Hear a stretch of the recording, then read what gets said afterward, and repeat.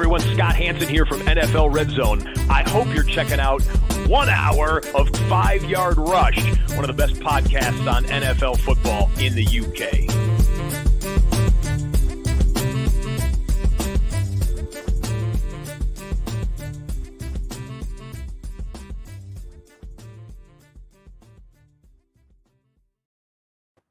Good evening, Rush Nation, and welcome to the 5 Yard Dynasty Show.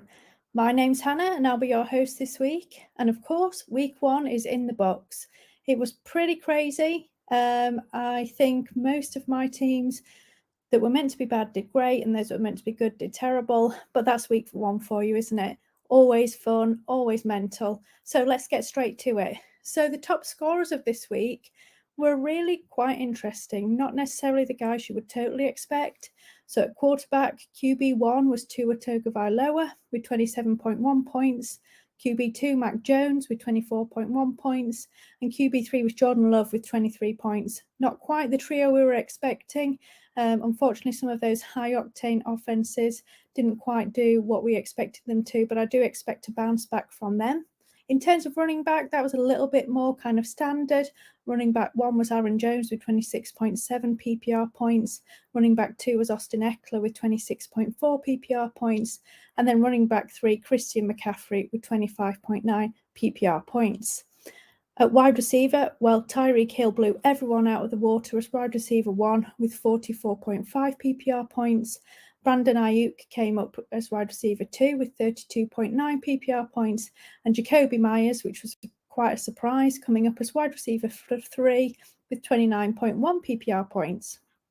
Now at tight end, this was a massive jumble, and obviously a lot of our elite tight ends were unfortunately out this week, but finishing as tight end 1 was Hunter Henry with 16.6 PPR points.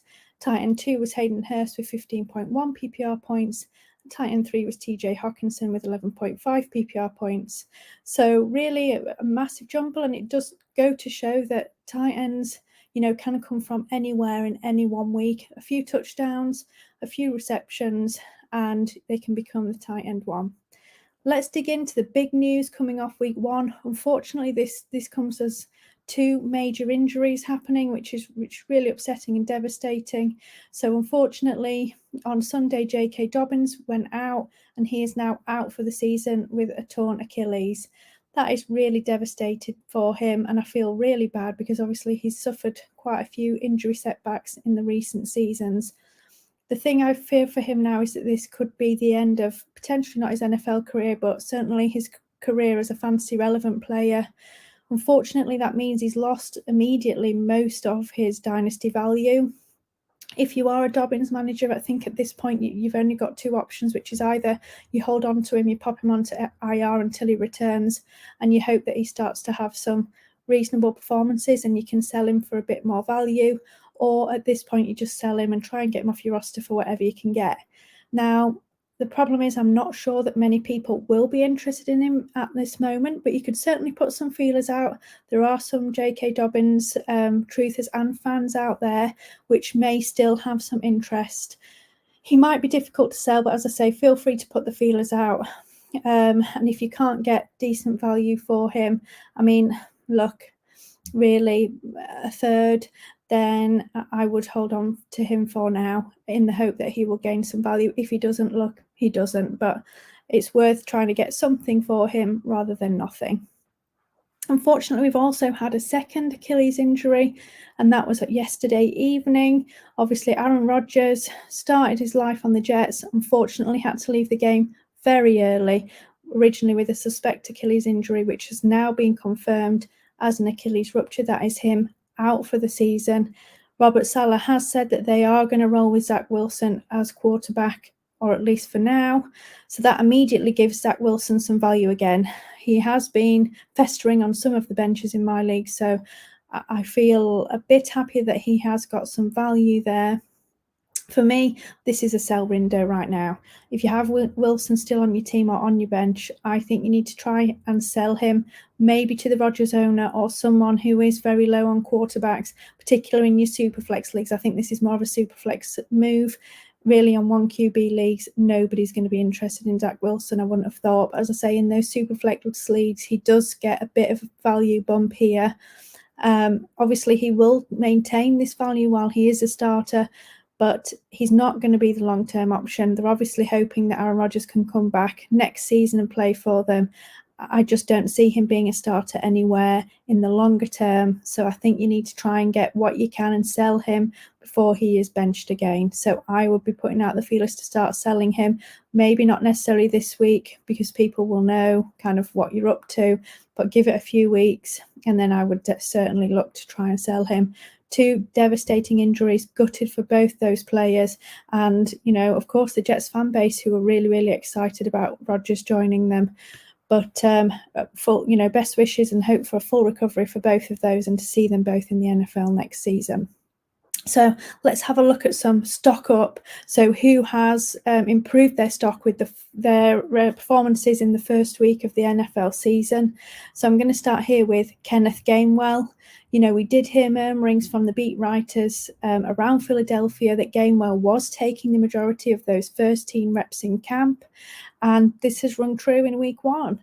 He played 62% of the snaps, whereas Swift and Boston Scott only played 28% and 12% respectively. And he also had a 72% opportunity share and finished as the RB24 in PPR points this week. I do think this backfield does have the potential to have a little bit of movement and kind of maybe change over the course of the season. So I do want to continue to monitor this backfield over the next few weeks before I make any kind of final conclusions. But at the moment, Kenneth Gainwell is looking like the RB1 in this backfield. And I currently have him ranked as RB33. So interesting one to watch here, but looks like Kenneth Gainwell is getting the nod at the moment. Stock up on Calvin Ridley. He did a fantastic job this week and he came out swinging and showed the fantasy community that he is still that elite wide receiver that we hoped he would be, despite not playing for 2 seasons. He had a whopping 34% target share and 11 targets, and you can just tell that there's a clear connection with Trevor Lawrence here. I think he's going to be a fantastic player this season.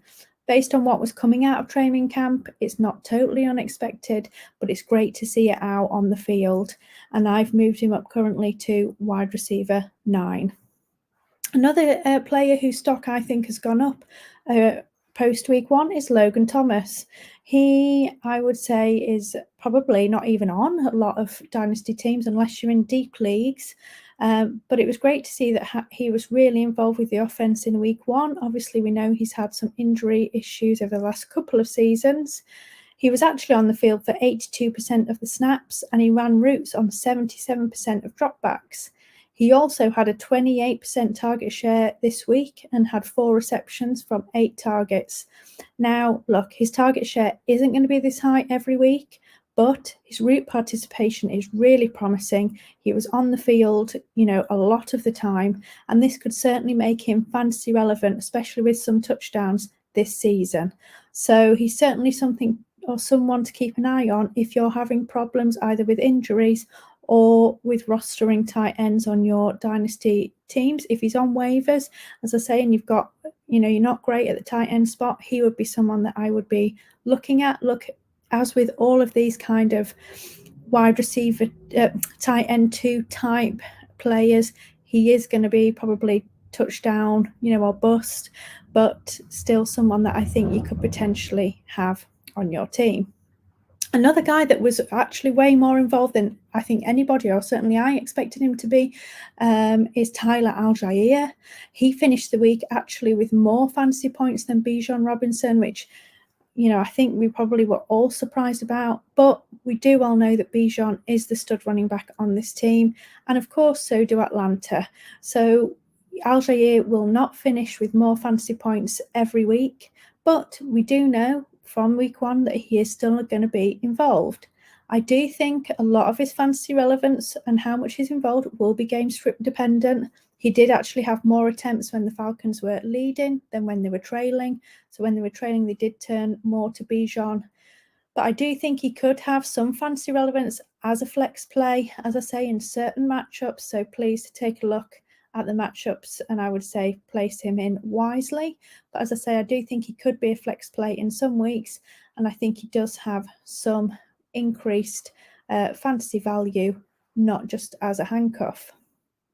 We can't mention kind of stock up players without mentioning Kyren Williams.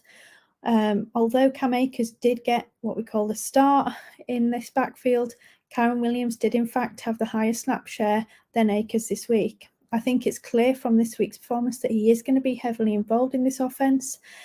He was the lead back during negative and neutral game scripts, and it was actually only when they were leading in the fourth quarter that Cam Akers took over and had the majority of the carries. Now, my slight concern here is that we do know that Sean McVay can change the way he uses his running backs from week to week. We saw that last season with Cam Akers. He played a lot, then he got benched, then he wanted a trade, then he came back and became the workhorse again. So I do think potentially this is going to be a little bit of a changing situation week to week. But from this week, we do know that Kyren Williams is certainly going to be involved. So he is someone that I think should be rostered in all dynasty leagues, and he may be able to help you this season. I would be a little bit cautious with this backfield because, as I say, we know that McVay likes to switch things around, but I would definitely have him on my bench to see what he does next week. And if he's continuing to look like he's going to get the majority of the running back work, I think he could certainly be a flex play. So let's have a look at our stock down players who didn't perform quite like we expected, or who we think now has lost a bit of value based on how they were used in week one. I've just mentioned his running back teammate. Of course, it's Cam Akers. If Kyren Williams is stock up, then of course Cam Akers has to be stock down. The thought this offseason was that Akers was going to be the lead back, and we did hear Sean McVay say that he is potentially a 3-down guy, but it did not play out this way in week one. He did get the start, but he quickly gave way to Kyren Williams. He only had a 35% snap share, and he only had a significant work in the fourth quarter, as I mentioned earlier, and that was when the Rams were leading. As I said, we know things can change quickly in McVay's backfield, but I am worried about Akers here, and I've had to drop him down to running back 35 until I see him getting more play time in all game situations, not just when they're in the leading situation, because I do think they're probably not going to be leading all that often this season, although they did look much better than I thought they would. Stock down, I did actually also discuss this player's teammate, and that is Christian Kirk. So since the addition of Calvin Ridley, Kirk has been playing purely in the slot, which means that he is coming off the field in 2 wide receiver sets. They're keeping Calvin Ridley and Zay Jones on the field, and Kirk is coming off, and unfortunately that is significantly reducing his playing time. The team seemed very happy keeping Zay Jones as that wide receiver 2 and on the outside, which meaning Kirk was only on the field for 60% of snaps in week one. He also had fewer inside the 20, 10 and 5 snaps than Ridley and Jones, which means that he's also likely going to have fewer of those high value targets and obviously touchdowns. So it's going to result in fewer fantasy points than expected. And it means that I've had to move Christian Kirk down. Unfortunately, I just don't think he's going to get the fantasy work that we were hoping for this season. Another player from a backfield I've already discussed in the stock up section, that is Rashard Penny of the Philadelphia Eagles. Unfortunately, he was a healthy scratch in week one, and this likely means that he's 4th on the running back depth chart in Philadelphia at the moment. Obviously, there is a lot of the season left, and things can always change, whether that be injuries or if players not playing well. But at the moment, it's really not looking promising for Penny to have any fantasy relevance at this time.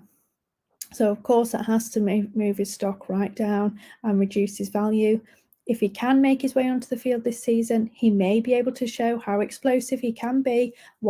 From what we've seen in Seattle, we know how good a player he can be. Hopefully he can make his way on the field, but at the moment, stock down for me. I just don't think we can kind of trust him or have any value on him at the moment. Another guy whose stock I feel has gone down after week one is Antonio Gibson.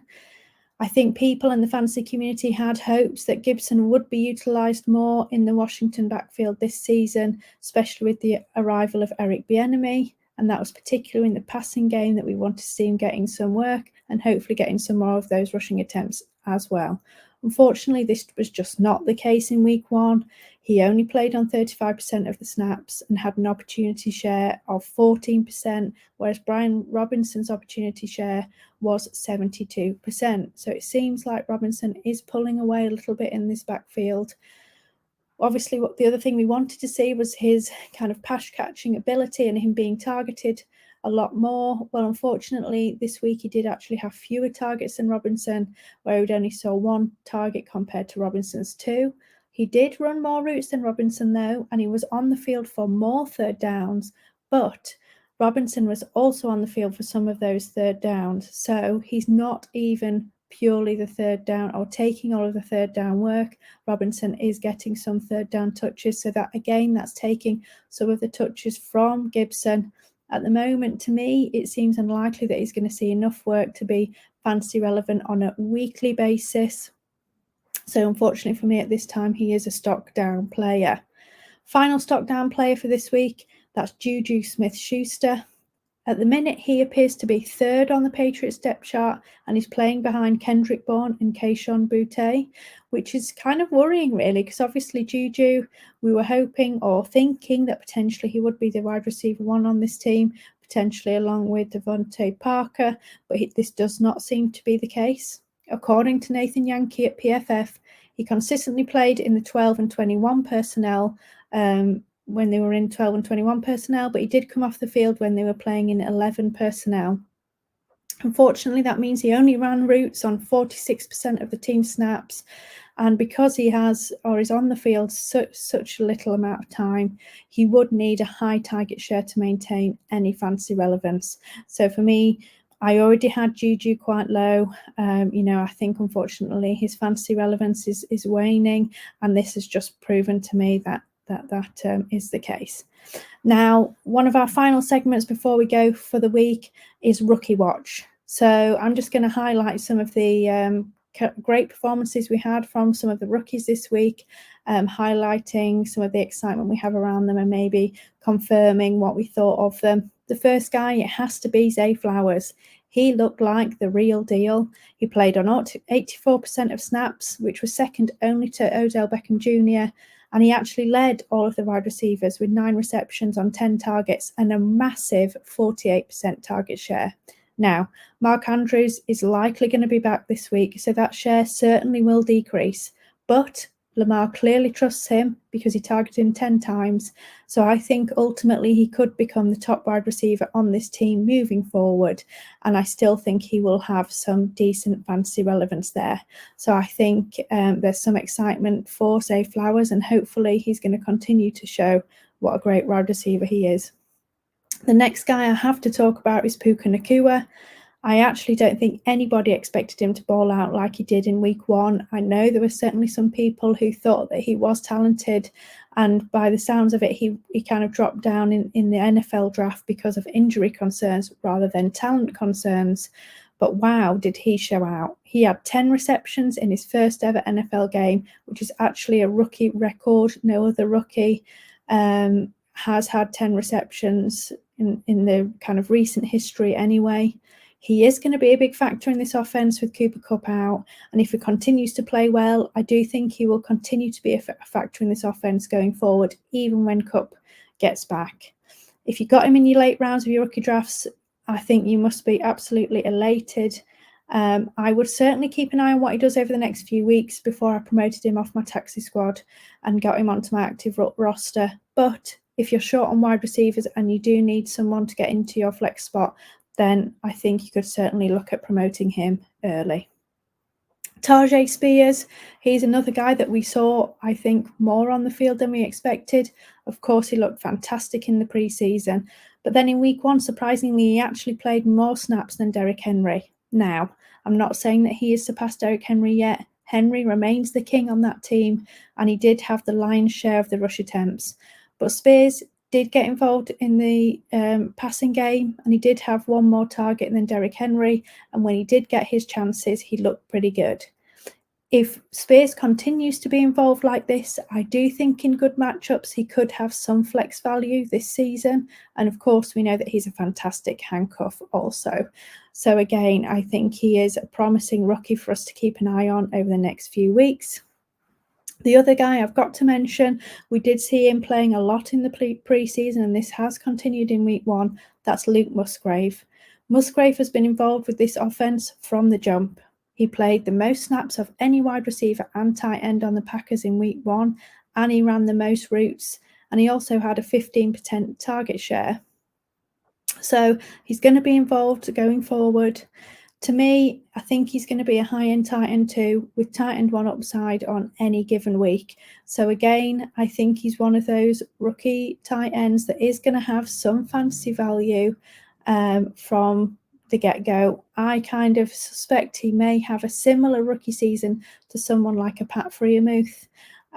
So, you know, again, he will give you some value in his rookie season, which is great.